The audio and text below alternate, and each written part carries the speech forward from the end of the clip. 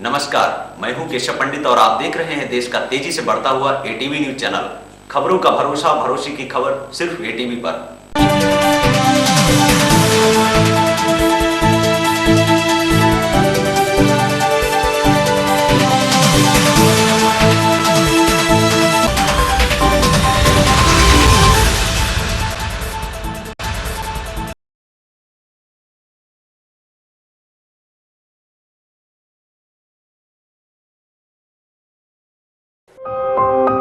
पूरे 5 साल तक शासन करने का रिकॉर्ड। सबसे ज्यादा जिले और तहसीलें गठित की। 4 बार यूपी की मुख्यमंत्री रही मायावती। शिक्षक से मुख्यमंत्री बनने के उनके सफर में कई उतार चढ़ाव आए, लेकिन उन्होंने कभी हिम्मत नहीं हारी। यहाँ तक कि उन पर बसपा सुप्रीमो कांचीराम को बंधक बनाने का आरोप भी लगाया, लेकिन मायावती कभी अपने इरादों से विचलित नहीं हुई। यही कारण है कि मायावती को आयरन लेडी कहा जाता है। दिल्ली के छोटे से घर में जन्मी मायावती कभी मुख्यमंत्री निवास तक पहुँचेंगी, किसी ने भी सोचा नहीं था। सन 2007 के विधानसभा चुनाव में बहुजन समाज पार्टी को उत्तर प्रदेश में पूर्ण बहुमत दिलाने का श्रेय भी मायावती को जाता है, जिन्होंने सोशल इंजीनियरिंग के फार्मूले पर अमल करते हुए सर्व समाज का समर्थन प्राप्त किया और 13 मई 2007 को उत्तर प्रदेश के मुख्यमंत्री के रूप में चौथी बार कमान संभाली। मायावती इससे पहले 3 बार छोटे छोटे कार्यकाल के लिए सन 1995, सन 1997 और भारतीय जनता पार्टी के समर्थन से सन 2002 से लेकर 2003 तक उत्तर प्रदेश की मुख्यमंत्री रह चुकी थी। सूबे में पूरे 5 साल तक शासन चलाने और मुख्यमंत्री बने रहने का गौरव केवल और केवल मायावती के पास है। मई 2007 में उन्होंने चौथी बार सूबे की कमान संभाली और पूरे 5 वर्ष तक शासन किया। मायावती का राजनीतिक सफर पश्चिमी उत्तर प्रदेश से शुरू हुआ।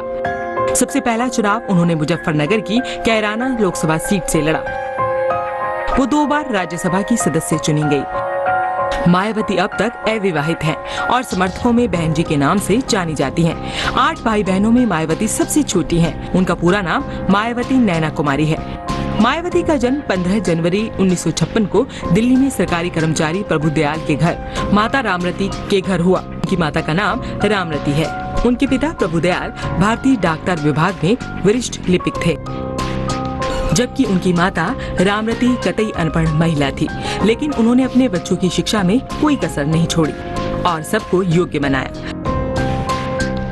मायावती की 6 भाई और 2 बहनें हैं। उनका पैतृक गांव बादलपुर है, जो उत्तर प्रदेश के गौतमपुर नगर जिले में स्थित है। बीए करने के बाद मायावती ने दिल्ली के कालिंदी कॉलेज से LLB की डिग्री ली और इसके अलावा बीएड भी की। बीए होने से उनको सरकारी शिक्षिका की नौकरी मिल गई, लेकिन उनका मन तो सियासत में लगा था। हालांकि इस बीच उन्होंने भारतीय प्रशासनिक सेवा की परीक्षा की तैयारी के लिए पढ़ाई भी की, लेकिन सन 1977 में दलित नेता कांचीराम के संपर्क में आने के बाद उन्होंने पूर्णकालिक राजनीतिज्ञ बनने का फैसला कर लिया। थोड़े समय बाद ही वे कांचीराम की कोर टीम का हिस्सा बन गई। सन 1984 में बसपा की स्थापना हुई तो उन्होंने संस्थापक सदस्य के तौर पर अहम जिम्मेदारी निभाई और जुट गई पार्टी की रीति नीति का विस्तार करने। थोड़े समय में ही मायावती बसपा की महत्वपूर्ण हस्ती बन गई।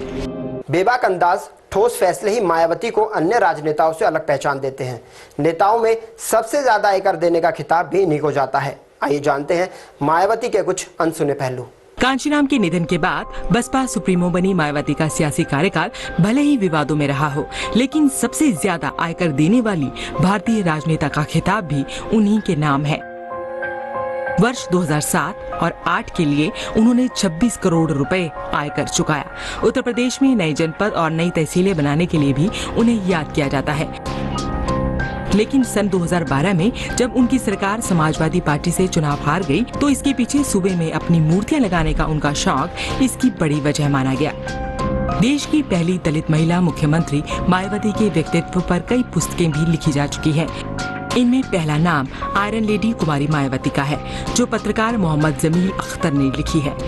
वरिष्ठ पत्रकार अजय बोस की लिखी गई बहन जी ए पॉलिटिकल बायोग्राफी ऑफ मायावती अब तक की सर्वाधिक प्रशंसनीय जीवन गाथा है, जो मायावती के निजी जीवन पर लिखी गई है। इस तरह किताबों से सियासी हलकों तक का कारवां तय कर चुकी कुमारी मायावती का जीवन महिलाओं को आगे बढ़ने, समस्याओं से लड़ने और हालातों से सामना करने का जज्बा जगाता है।